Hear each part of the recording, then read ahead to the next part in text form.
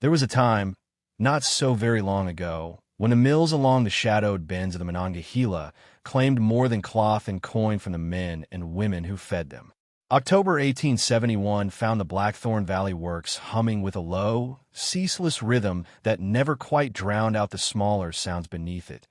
The creak of frayed belts, the cough of lungs coated in lint, the quiet breathing of those who had already begun to measure their lives in the pauses between shifts. Harlan Voss, owner and sole heir to the enterprise, stood at the iron gates that morning to receive the ledger keeper sent down from a collapsed concern farther north. The man arrived on foot, carrying nothing but a small valise in a manner so unassuming it seemed almost deliberate, as though he had practiced vanishing inside his own skin. The price was negligible. Harlan had been told the fellow possessed an almost unnatural gift for reconciling columns that refused to balance, and the previous keeper had vanished into the river weeks earlier, leaving the accounts in disarray. No one spoke the reason aloud. They simply lowered their voices when the new arrival was mentioned, the way one might speak of a storm already forming beyond the ridges. Harlan paid the sum without negotiation, convinced he had secured an advantage. Within 7 months, the valley would understand why the other mills had let the man go so cheaply, and by then the knowledge would sit inside Harlan like a second heartbeat, impossible to silence. The Blackthorn Works had risen in 1848 on ground that had once been pasture and forest.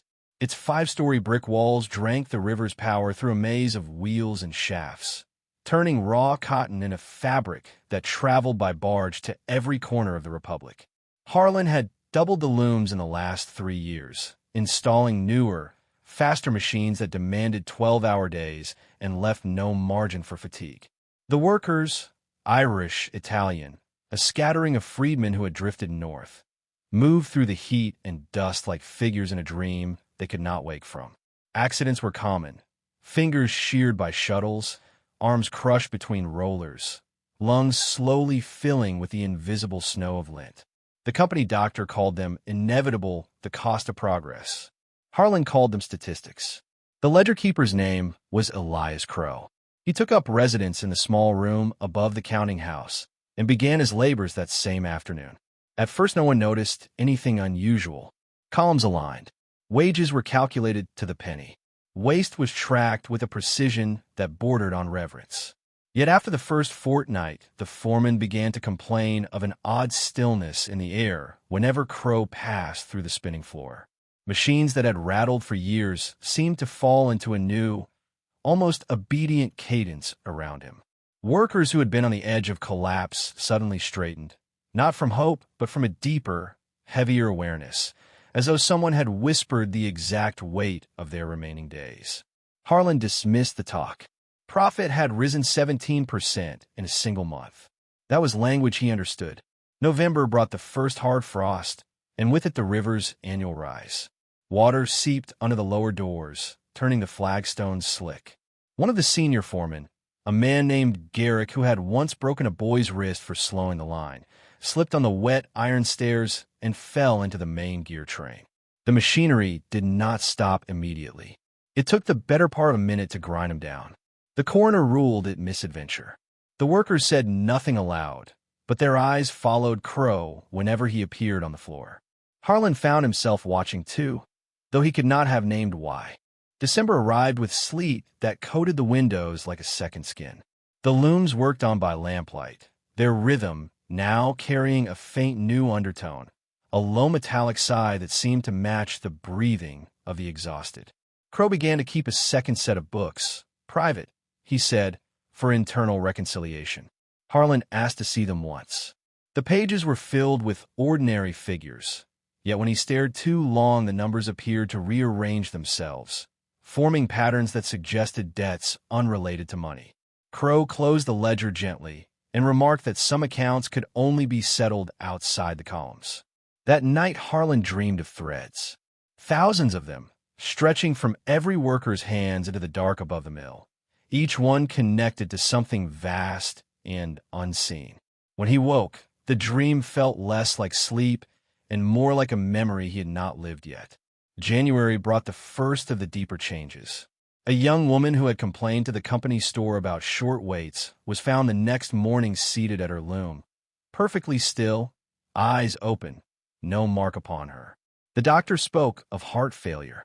The women who worked beside her whispered that she had been speaking with Crow the evening before, that he had listened without expression and then asked her a single question: how long she believed the ledger of her own life had remained open. She had laughed at first. By morning she was gone. Harlan summoned Crow to the office overlooking the river. The ledger keeper arrived carrying the smell of machine oil and river mist. He stood without speaking until Harlan demanded an explanation. Crow's reply came in the same calm register he used for sums. Every thread pulled from a life tightened somewhere else, he said. The machines only make visible what was already owed. The girl had been taking more than her share of breath from those around her.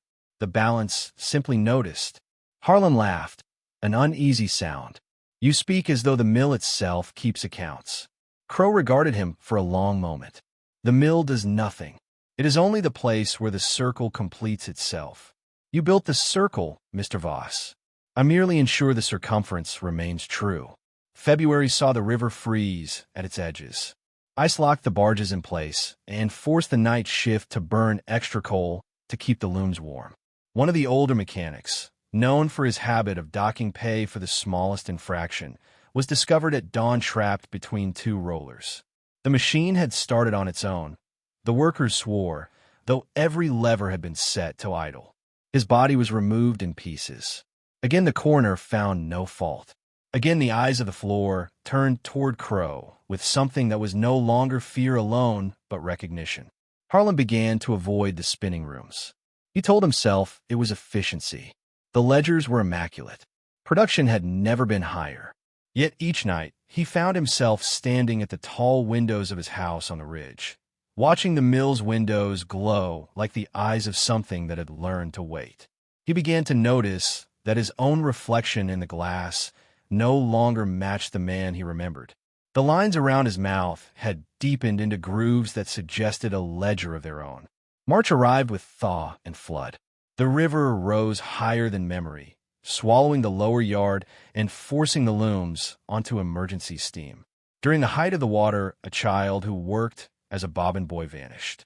His cap was found caught in the overflow gate. The mother, half mad with grief, sought out Crow in the counting house. She returned silent. 3 days later, she walked into the river and did not surface. The pattern was becoming visible even to Harlan now. Each loss seemed to answer some earlier cruelty he had once dismissed as the price of business. He tried to tell himself coincidence. The word tasted like rust. April brought the first visitor from outside the valley. A former investor who had sold his shares 2 years earlier arrived unannounced. He sat in Harlan's parlor and spoke without preamble. I heard you took on the man from the northern mills.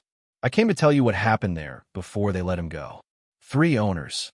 Each one thought the books were simply balancing themselves. Each one ended by walking into their own machinery or into the river. The man never lifted a hand. He only listened, and the listening itself became the blade. Harlan poured whiskey with a hand that shook. Superstition. The visitor smiled without warmth. Call what you like, but ask yourself why your profits climb while your sleep thins. Ask yourself why the workers now move as though they carry an extra weight they cannot name. The man is not a killer, Voss. He is a mirror, and mirrors only show what you have already placed before them. After the visitor left, Harlan descended to the counting house. Crow was alone, entering figures by lantern light. Harlan demanded the truth. Crow set the pen aside and spoke as though continuing a conversation begun years earlier. You mistake the nature of the circle, he said. I do not choose the debts. I merely make them audible. Every hour stolen from a body, every child shortened by the looms, every family fractured for the sake of the next bolt of cloth. Those entries were made long before I arrived. I only closed the book. The closing is what you feel as dread, because the closing always includes the one who opened the account. Harlan felt the room tilt. Then why not simply leave? Crow's eyes held the steady patience of water wearing stone. Because the ledger is not mine. It is yours. I was drawn here by the imbalance you created. The valley itself called me the way a wound calls infection. You may dismiss me, but the circle will not break. It will simply find another hand to complete itself. May brought the first warm winds, and with them a new stillness inside the mill. Production continued at record levels. Yet the workers moved with the deliberate care of people who understood they were being weighed. Accidents ceased entirely. Instead, a different kind of erosion began. Men who had once shouted orders now spoke in whispers. Women who had once sung to pass the hours now worked in silence, so complete it felt sacred.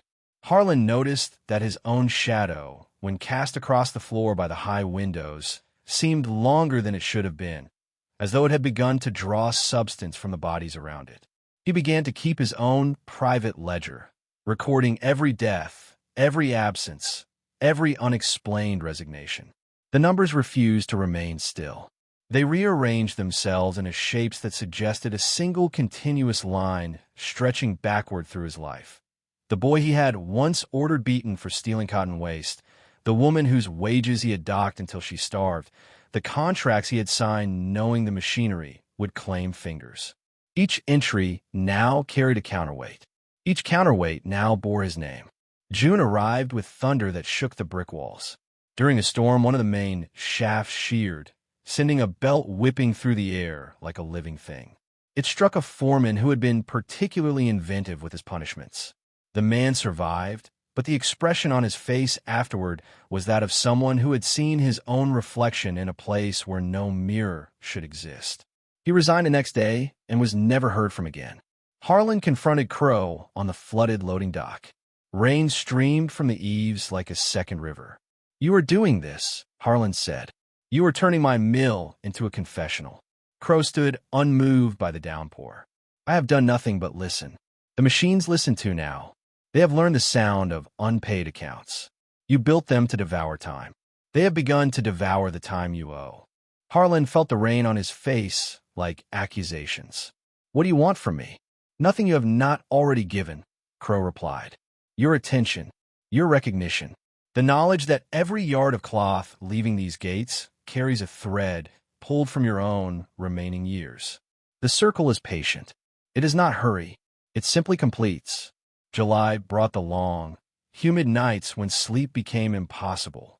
Harlan walked the empty floors after midnight, listening to the idle looms ticking like clocks that had learned to count backward. He found Crow once at the far end of the spinning room, standing before a single machine that had been shut down for repairs. The ledger keeper was speaking to it in a voice too low to carry words, yet the machine answered with a faint metallic sigh, as though acknowledging a debt paid in full. Harlan understood then that the horror was not in the deaths. The horror was in the clarity. Every life shortened had been necessary to the profit he had called success. Every silence he had enforced had become a voice inside the gears.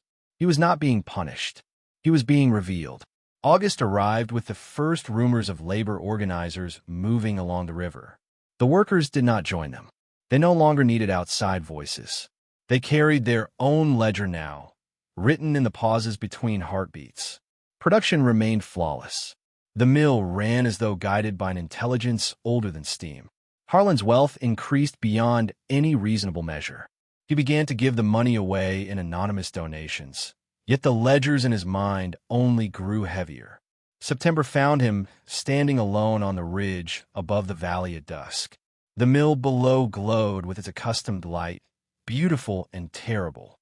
Crow appeared beside him without sound, as though the dusk itself had shaped him. For a long time, neither spoke. Then Crow said quietly, "The circle does not require your death, Mr. Voss. It requires only your understanding. Once you have understood, the balance is already complete. The rest is merely the machinery winding down." Harlan felt the wind move through him as though he were already hollow. He understood at last that there had never been a villain, only a ledger. He had opened it the day he chose profit over breath. Crow had merely been the hand that turned the final page. The river continued to flow. The looms continued to turn. The workers continued to feed them. And somewhere inside the ceaseless rhythm, the circle completed itself again and again, without haste without mercy, without end. Harlan Voss remained at the mill until the end of his days, a man richer than any in the valley, poorer than any who had ever drawn breath within its walls. He never spoke of what he had learned. There was no need. The machines spoke it for him, in the small silences between each revolution, where the true accounts were kept. The autumn of 1872 settled over the Blackthorn Valley like damp cloth pressed against skin. The leaves did not blaze. They simply darkened and fell in slow, deliberate surrender, piling against the mill's foundations until the brick appeared to be sinking back into the earth from which it had been raised. Harlan Voss no longer walked the ridge at dusk. He remained inside the great house, shutters drawn, listening to the distant pulse of the looms as though they were measuring the intervals between his own breaths. The valley had grown quiet in a way that felt rehearsed. No new organizers arrived from Pittsburgh or Wheeling. No labor songs drifted up from the quarters. The workers continued their 12-hour turns, ate their thin suppers, slept in rooms that smelled of coal smoke and wet wool. Yet something fundamental had shifted. Foremen no longer raised their voices. Punishments were no longer announced. Instead, small corrections appeared overnight. A man who had once struck a child across the mouth for dropping a shuttle found his own right hand swollen and useless the following morning, the skin mottled as though it had been held too long against hot iron. No one spoke of cause. The hand simply refused to close again. After 3 weeks, the man left the valley on the night barge and was never mentioned. Elias Crow remained in the counting house. He no longer needed to walk the floors. The ledgers came to him. Workers brought their own tallies now. Hours worked, cloth produced, injuries sustained, children sent home, coughing blood, placing the scraps of paper on his desk without being asked. Crow recorded each entry in the same unhurried hand, never looking up, never asking questions. The act of bringing the paper was itself the confession. The act of writing it down was the sentence. Harlan watched this new ritual from the high window of his office. He had stopped going down to the floor entirely. The stairs made his knees ache in a way they never had before, though the doctor could find no inflammation. Each morning he woke convinced he had heard his name spoken inside the machinery during the night.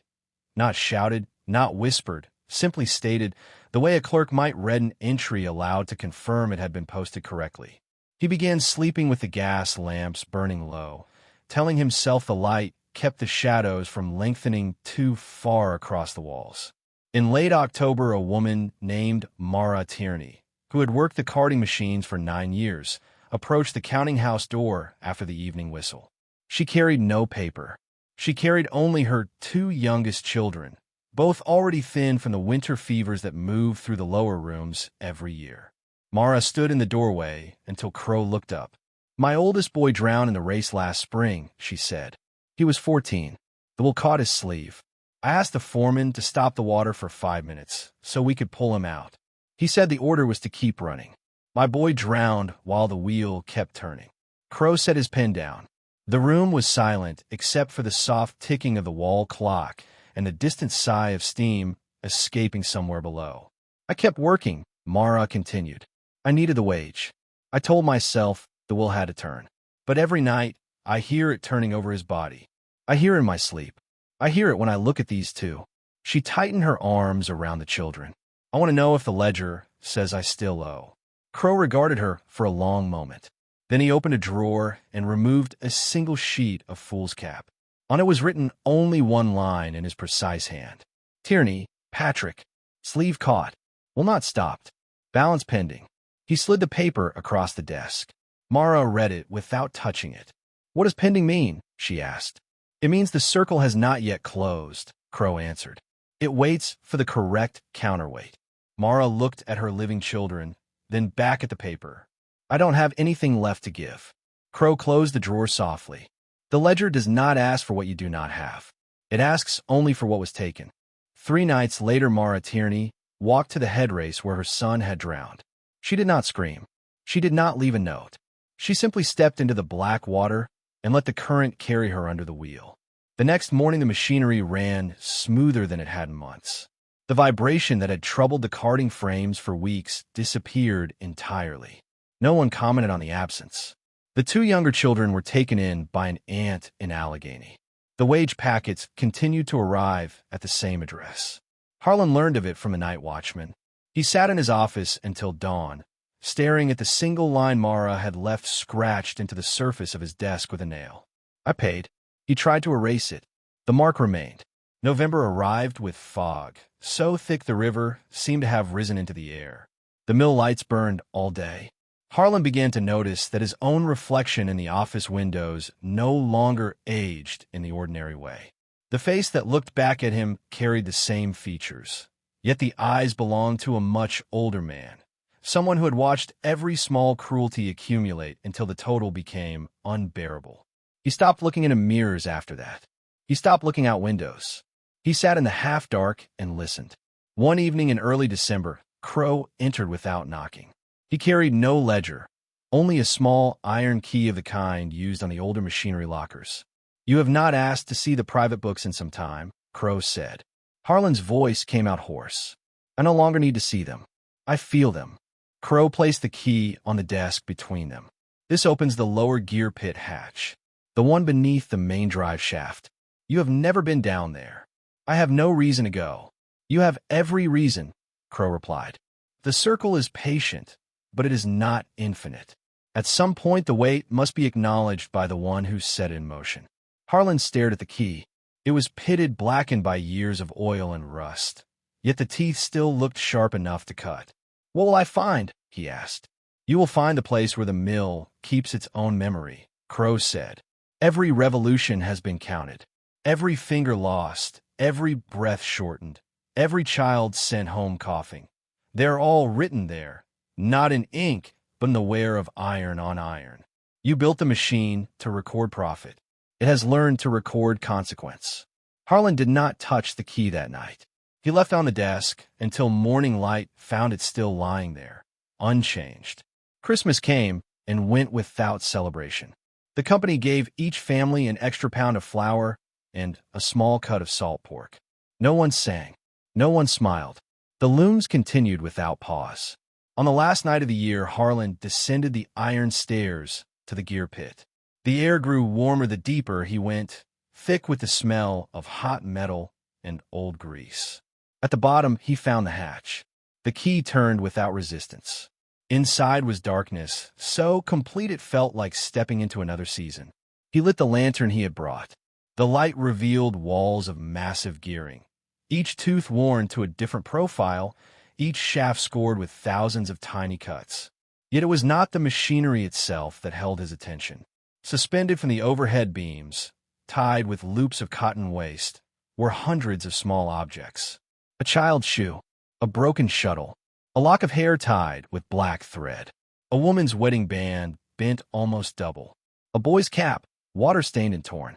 Each item had been carefully placed, almost reverently, as though the mill had collected them over decades and arranged them here in silent testimony. Harlan understood then that the gear pit was not storage. It was an archive.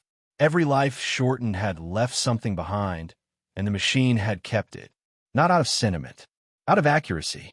He reached out and touched the nearest object, a small tin whistle, dented, the mouthpiece worn smooth.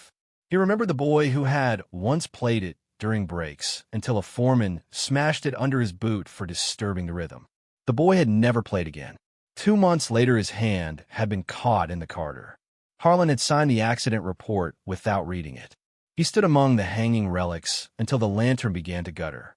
Then he closed the hatch, locked it, and climbed the stairs without looking back. January 1873 arrived with snow that muffled every sound except the mill's low breathing. Harlan Voss did not appear at the office that month, nor the next. The ledgers continued to balance perfectly. Production never faltered. Some said he had gone to Philadelphia to consult specialists about his health. Others said he had simply walked into the river one night and let the current decide. No body was ever found. Elias Crow remained in the counting house. He hired no assistant. He needed none. The workers brought their own reckonings now, and the mill accepted them without complaint. The valley grew older around the Blackthorn Works. The brick darkened. The river carried silt that never quite settled. And deep beneath the main drive shaft, in the place where light never reached, the archive continued to grow, one small, carefully placed object at a time. Each one a silent entry in a ledger that would never be closed, only carried forward revolution after revolution, into whatever future the machinery was still willing to turn toward. The winter of 1873 arrived without announcement, as though the valley had simply grown tired of resisting it. Snow fell in heavy, deliberate curtains, burying the paths between the quarters and the mill until the two seemed to merge into one continuous structure of brick and frost. The river froze solid enough that children could walk across it, though none did. They had learned, without being told, that certain crossings carried debts they could not pay. Elias Crow remained in the counting house through January and February. He no longer kept regular hours. The door stayed unlocked, the lantern burned low, and the ledgers lay open on the desk, even when he was not present. Workers continued to leave their scraps of paper, tallies of hours, injuries, small kindnesses withheld or extended, yet fewer came each week. The need to confess had begun to fade. The mill itself had taken over the task of remembering. In March, the thaw came suddenly, violent, tearing ice from the banks in great groaning sheets. The head race roared again. One morning, the main drive shaft, which had run without falter for 25 years, developed a faint new tremor. Mechanics examined it for days. They found nothing, no crack, nowhere beyond the ordinary. Yet the tremor remained, a low pulse that traveled through every floor beam, every loom frame, every iron tooth, as though the machinery had begun to count its own remaining revolutions. Harlan Voss was last seen on the evening of March 17th. He walked from the great house down the frozen path to the mill, coat unbuttoned despite the wind, carrying nothing. The night watchman nodded to him as he passed through the loading doors. No one saw him leave. The next morning his office stood empty. The desk held only the iron key to the gear pit hatch, placed precisely in the center, beside a single sheet of foolscap on which was written, in Harlan's own hand, "Balance received. No signature. No date. Only those two words." The mill continued without interruption. Production reached levels no one had thought possible. Looms that should have required constant adjustment ran with an eerie smoothness, as though every shuttle now knew exactly where it belonged. Accidents ceased entirely, not from caution, but from something closer to inevitability. The machinery no longer needed to claim fingers or lungs. It had already taken what was owed.